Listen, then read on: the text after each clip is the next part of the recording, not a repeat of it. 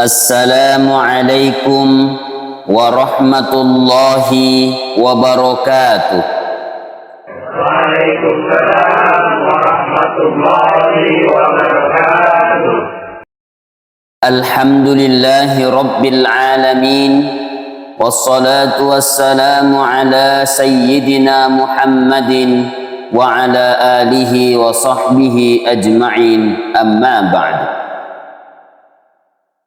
Hadirin wal hadirat rahimakumullah. Bersyukur kepada Allah Subhanahu wa taala dengan mengucapkan alhamdulillahi rabbil alamin. Bersalawat kepada Nabi sallallahu alaihi wasallam dengan mengucapkan Allahumma salli ala sayyidina Muhammad. Kaum muslimin dan muslimat rahimakumullah. Allah mengajarkan kita untuk senantiasa bersyukur. Satu kata yang jauh lebih baik dan luas maknanya daripada terima kasih. Dengan mengucapkan alhamdulillah atas nikmat-nikmat yang telah Allah anugerahkan kepada kita, berarti kita menapak selangkah menuju rasa syukur. Salawat dan salam kepada baginda Rasulullah sallallahu alaihi wasallam, Rasul yang menjadi tauladan bagi manusia, khususnya bagi kita umat Islam. InsyaAllah di dalam kesempatan yang mulia ini saya akan menyampaikan satu tema, yaitu kunci ketenangan batin.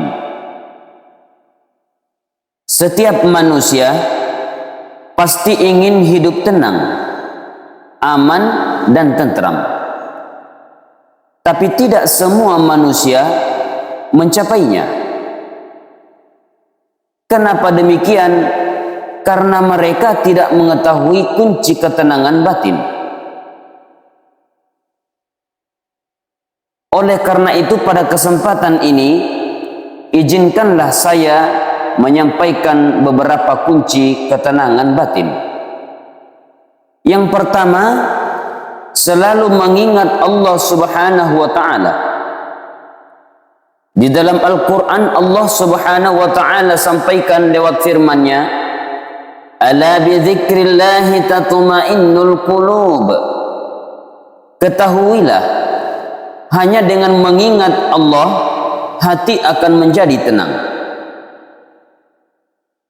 Di dalam surah Al-Baqarah ayat 152 Allah Subhanahu wa taala berfirman, "Fadhkuruni adzkurkum."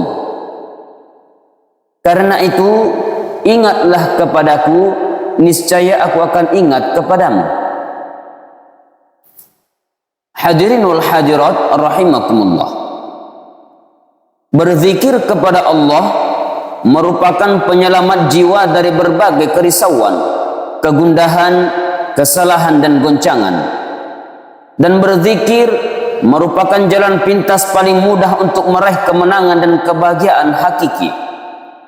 Dr. Aid Al-Qarni dalam bukunya La Tahzan mengatakan, ketika laut bergemuruh, ombak menggunung dan angin bertiup kencang menerjang, semua penumpang kapal akan panik menyeru, "Ya Allah."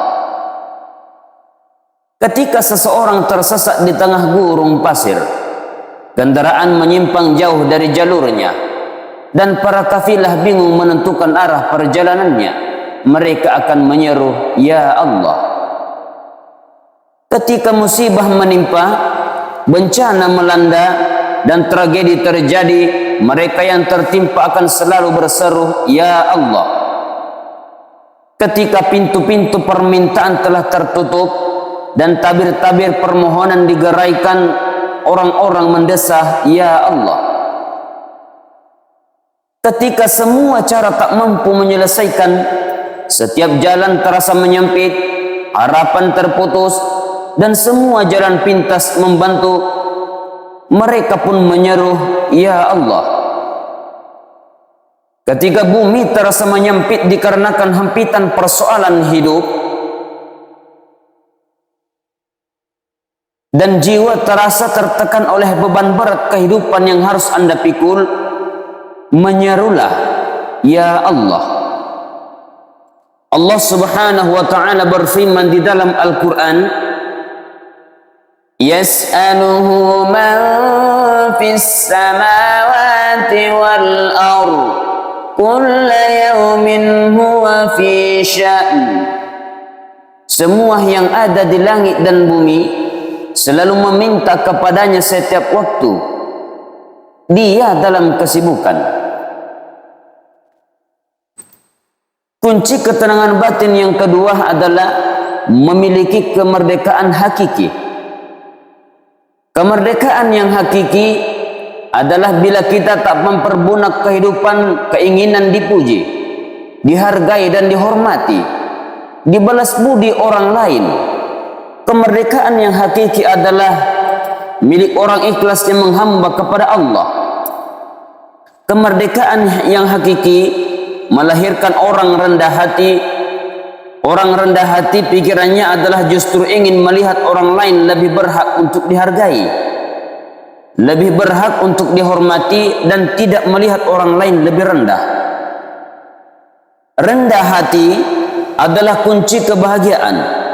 Semakin ingin dipuji, semakin ingin diperlakukan lebih, maka semakin sengsara hidup ini. Karena kita butuh kepada orang lain, padahal orang lain belum tentu sesuai keinginannya dengan kita. Oleh karena itu, syarat untuk mendapatkan kemerdekaan yang hakiki adalah memiliki keikhlasan yang tinggi. Karena orang yang ikhlas tidak akan pernah merasakan kekecewaan. Ada sebuah cerita, ada seorang yang memiliki sahabat yang terserang suatu penyakit dan dilarikan ke rumah sakit. Maka dia pun mempersiapkan segalanya untuk mengunjungi temannya di rumah sakit. Tetapi setelah tiba di rumah sakit, ternyata temannya sudah keluar dari rumah sakit. Apakah orang ini kecewa? Jawabannya adalah tidak. Karena dia yakin bahwa usahanya itu telah bernilai pahala di sisi Allah Subhanahu wa ta'ala.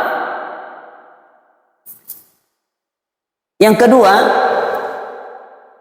yang ketiga, kunci ketenangan batin adalah memikirkan apa yang kita miliki dan tidak memikirkan apa yang terdapat pada orang lain.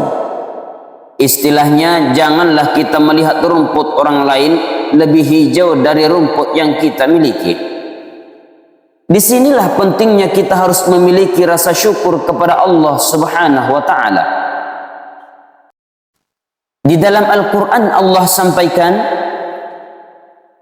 وَإِذْ تَأَذَّنَ رَبُّكُمْ لَئِنْ شَكَرْتُمْ لَأَزِيدَنَّكُمْ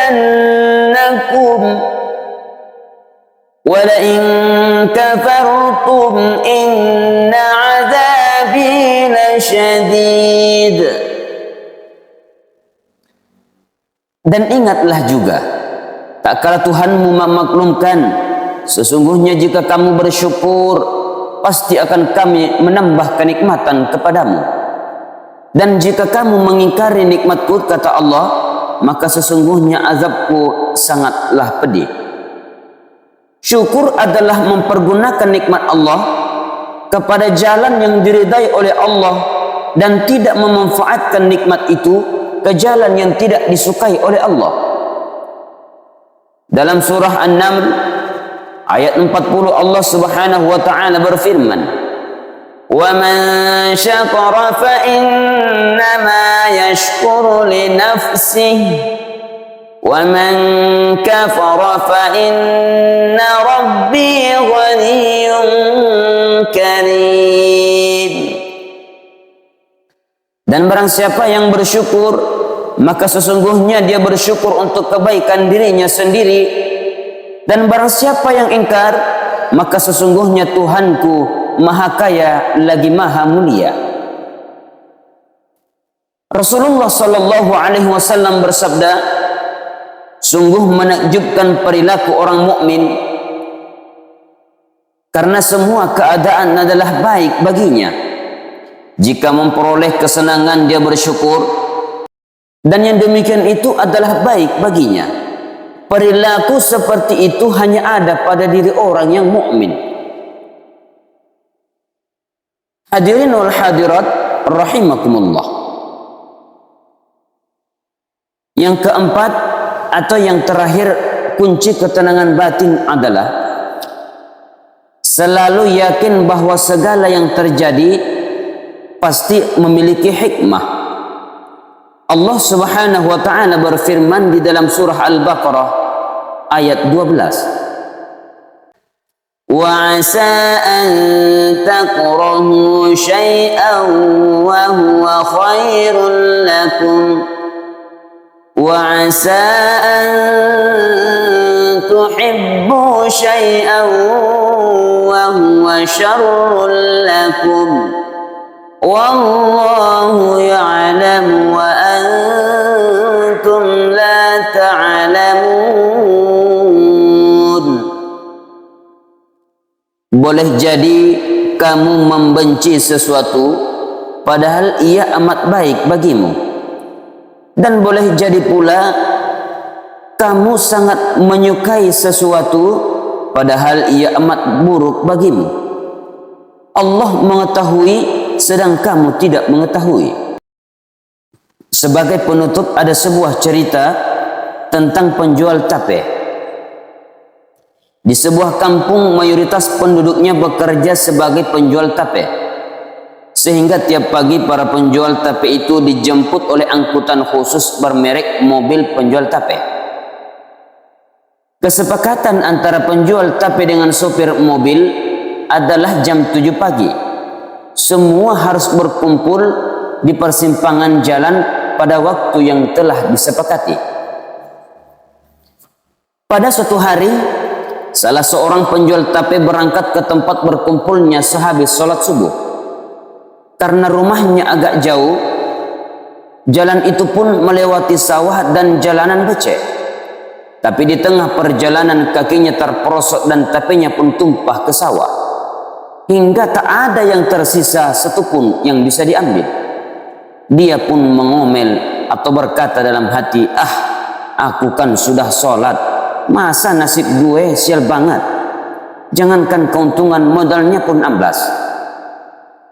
Hatinya pun diliputi kegelisahan dan kesalahan. Akan tetapi 2 jam kemudian dia mendengarkan berita dari radio bahwa mobil yang ditumpangi oleh penjual tape masuk ke dalam jurang.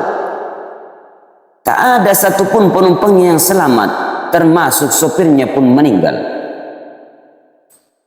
Maka pada saat itu dia bersyukur dan sujud syukur sambil berkata, ya Allah, aku bersyukur telah engkau tumpahkan tape milikku ini.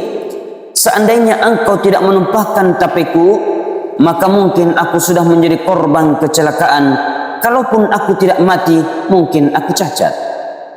Itulah secercah cahaya tentang keyakinan bahwa segala sesuatu yang terjadi pasti ada hikmah di dalam kehidupan kita.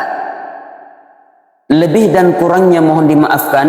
Wabillahi taufiq wa sa'adah. Wassalamualaikum warahmatullahi wabarakatuh.